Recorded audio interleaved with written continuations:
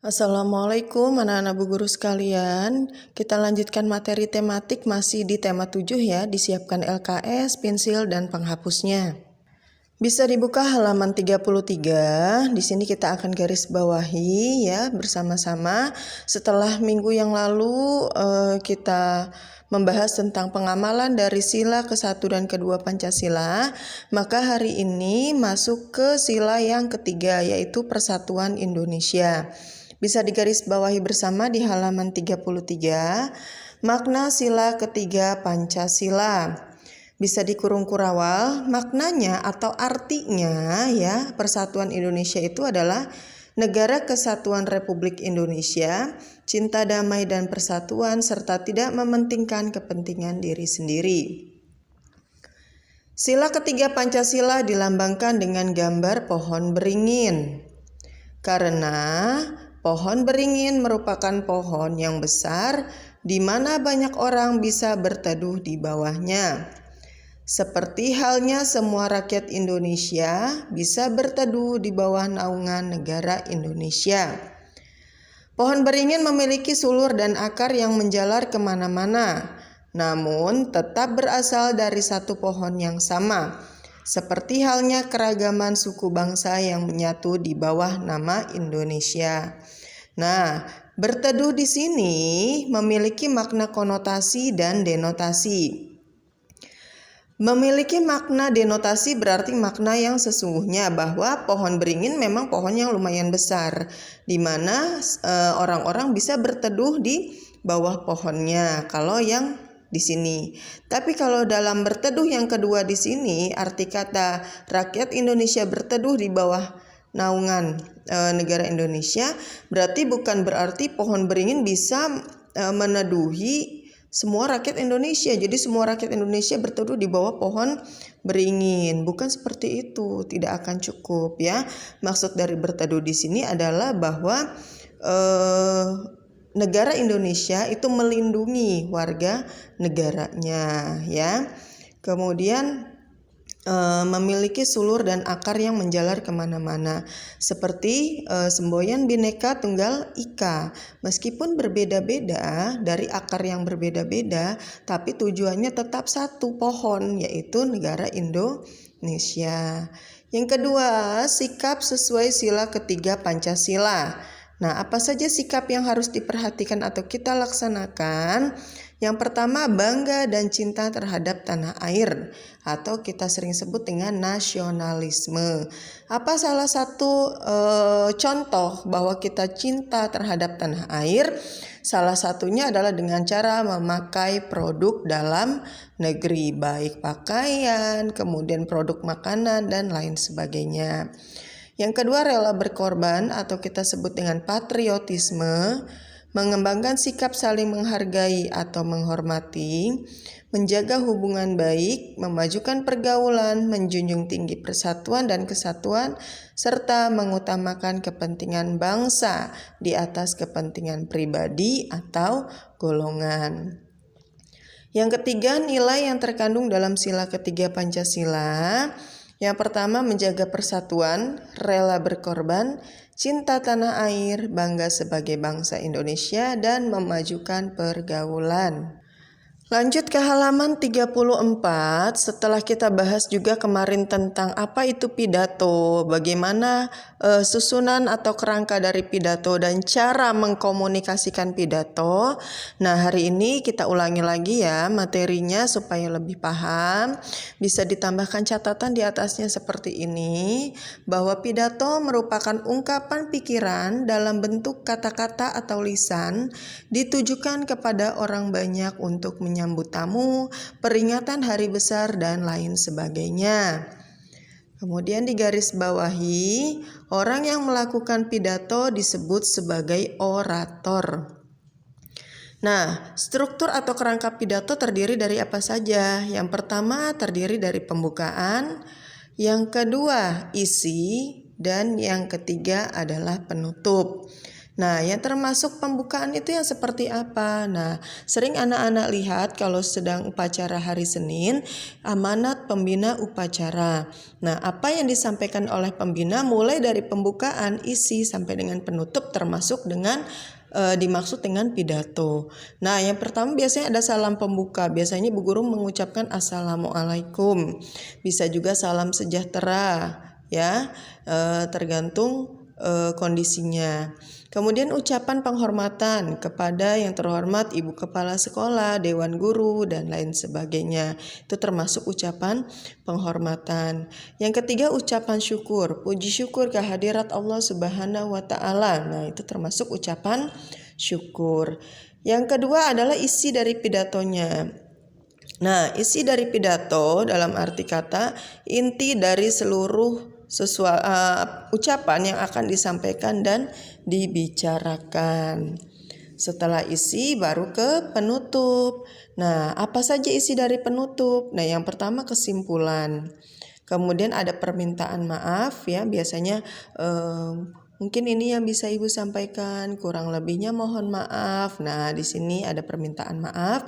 Kemudian wassalamualaikum warahmatullahi. Nah, di sini merupakan salam penutup. Nah, setelah kita membuat pidato, ya, cara menyampaikannya ada beberapa macam. Nah, di sini bisa anak-anak tambahkan juga metode pidato. Yang pertama ada impromptu atau serta-merta.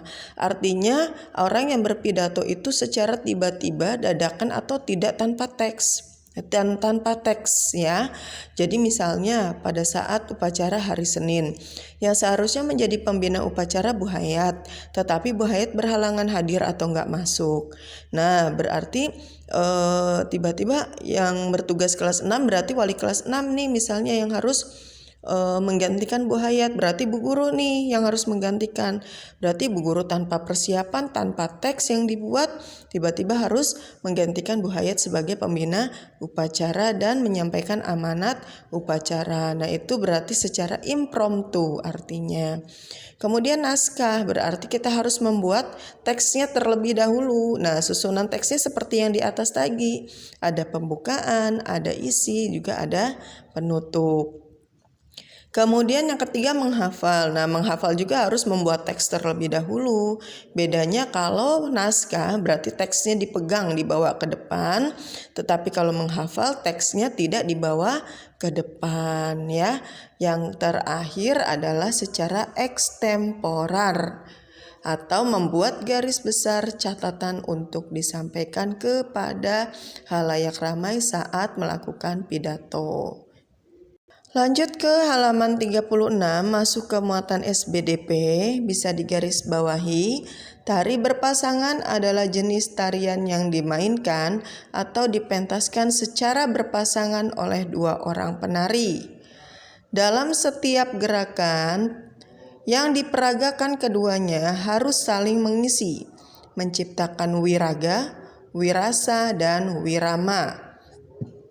Nah, apa itu wiraga, wirasa, dan wirama? Bisa kalian tambahkan di sini.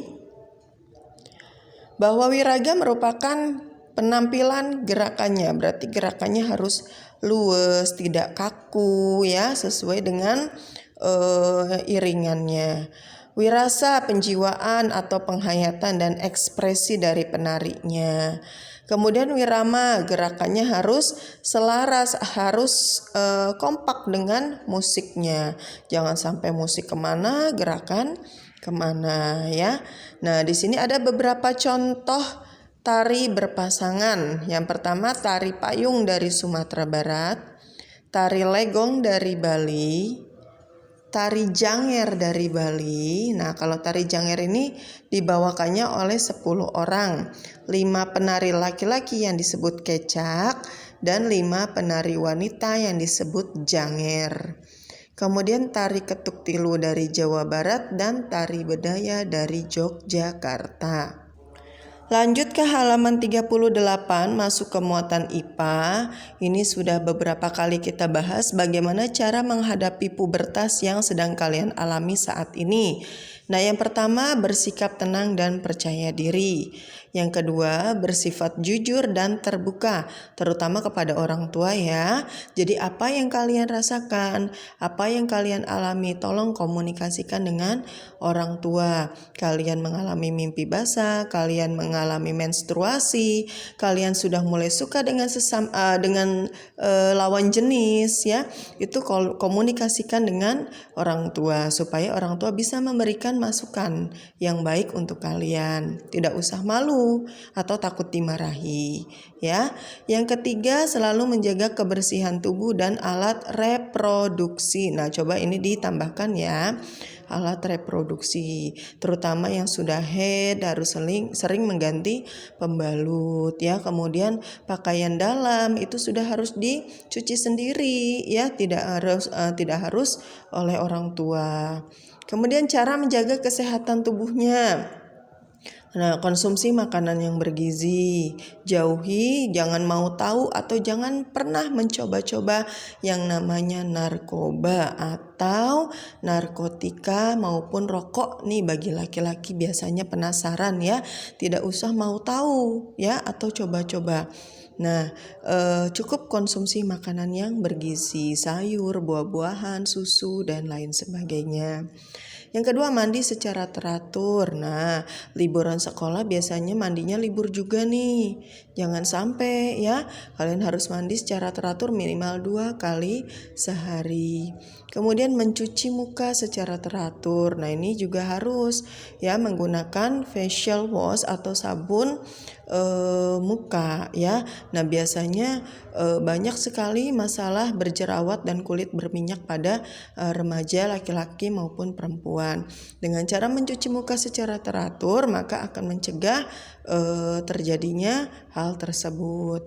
Kemudian memakai pakaian yang bersih dan mencuci rambut atau keramas. Jangan sampai males keramas ya, minimal 2 hari sekali keramas ya. Nah, mungkin ini materi tematik yang bisa Ibu sampaikan untuk hari ini. Tidak ada tugas untuk tematik, hanya tadi menggarisbawahi saja dan menambahkan beberapa catatan. Untuk tugas dari Ibu Guru adalah menghafal dan menyetorkan melalui voice note surat Al-Mudatsir ayat 41 sampai 50. Harus disetor hari ini. Yang kemarin belum dari 36 sampai 40 pun masih Bu Guru tunggu ya. Kurang lebihnya mohon maaf. Assalamualaikum warahmatullahi wabarakatuh.